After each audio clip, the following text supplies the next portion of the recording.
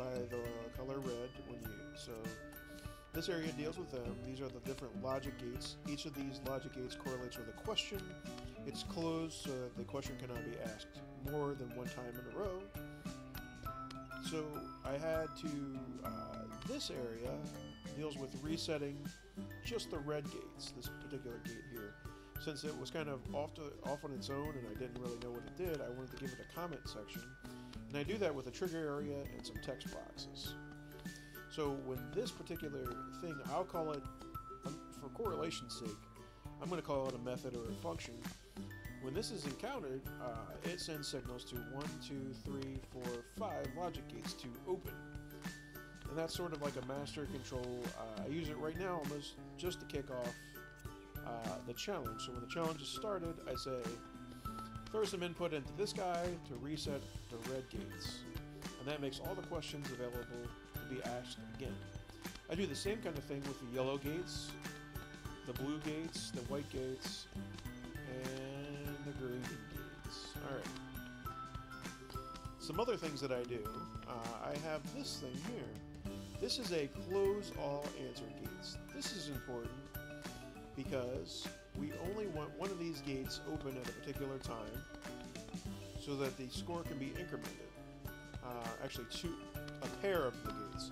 So this gate and this gate should be open when a green question is asked so that they can send a signal to the score incrementer, depending on whether it's player 1 or player 2 that scored, to get a point. However, when it's a blue question, we want these gates shut, as well as all the other gates to be shut. So we have this master thing, this master switch we'll call it, and it goes ahead and closes all the gates for us. And then, when a question is asked, let's say when a particular, let's see if we have one to a text box. Thought we did. Okay, so when any text is displayed, we go ahead and send a open to this gate and to this gate. That tells it to open up and be ready to accept an answer for a green question. Moving on, we have sort of the same kind of thing. These are blocks that have a particular task, right? So this is start the trigger area control. What this does is control whether or not the yellow caution area located above, when the player steps in it, if it's actually going to sense that they're there and start a new question off, or if it's not, if it's going to close the signal off. This one deals with resetting all the primary logic gates. That is, if a particular, for the last game, if all the white questions were exhausted and the gate closed, well, we want to make sure that the white gate's open, the yellow gate's open. When we start a new game, we want all those gates open. So this control block takes care of that. This one resets the counters. Same thing as the logic gates. We have a counter associated with these mini gates to say, okay, how many questions have we exhausted from this category? When we've exhausted all the questions from the category, we close the logic gate. So we want these, when this is set to, when we get to 5, when this counter reaches 5, to close the gate, because that's how many questions we have. When we start a new game, we want not only to win all of these gates open, but we want this counter reset to 0 so that we're not closing off this selection of questions too early. These two gates, these far two logic gates, deal with wooden doors. There's a close all wooden doors and open all wooden doors. The why they're organized like this is, there's several things in the game that I want to open and close the doors. So instead of having to have each individual one of those make 10 connections to close the doors or open the doors, I can just send one input signal to close all wooden doors and it'll take care of that for me. This kind of gives me a easy to scale, minimizing the number of connections I'm going to need for those kind of things. Now, saying minimize the number of connections I'm going to need and looking over this vast field of connections, you may go, ha! But that's how that works, and I figured that would be a fair way to organize it. Finally, this section is prevent 2 wrong answers.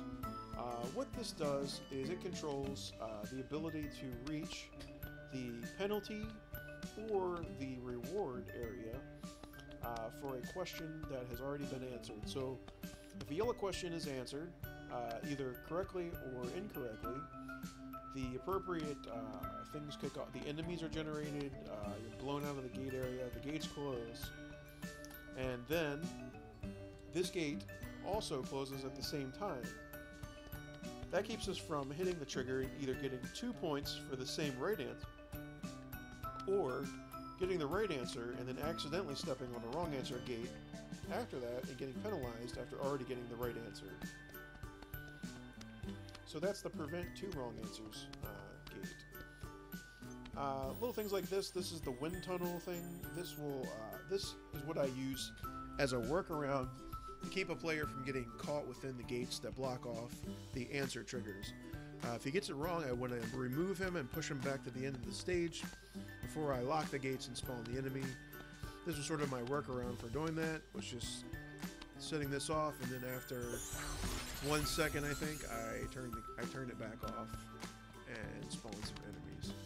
So that's the explanation of how I have all these things set up. These things are just kind of standard toys. You know, don't allow the wand while the game is active. Give them a set of packs and tools. So that's another topic. But let's go ahead and we'll start the game off, and let's get a look at what all this logic and gating and all those kind of things get us. And you may be surprised because it's actually a relatively simple game. But to make it work right, to not have bugs, and to not let it get off track, we need all those things to kind of control the flow of the game. So let's do a right answer first. What color is Cookie Monster's fur? Answer the correct answer, which is blue, if you didn't know. Now that I've already answered, these are deactivated, so no enemies are spawned. No wind blows, the gates don't close on them. Alright, so we've seen what happens when we get a right answer. Now let's see what happens when we get a wrong answer. So let's answer blue again. We think that there are blue turtles. We're blown out of the area. We don't get a new question when we step in the caution area. And we're now attacked by droids.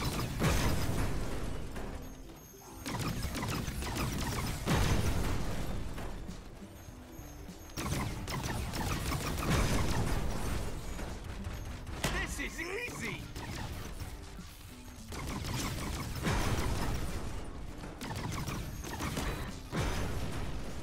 Alright. Head to the yellow caution area for a new question. Alright, so let's get back on track. Mickey Mouse's gloves, those are white, so let's go ahead and answer correct. And that's the general flow of the game. There's not much to it, really, right? I mean, this is a very simple game, but it required a lot of logic connections, a lot of organization just to make work.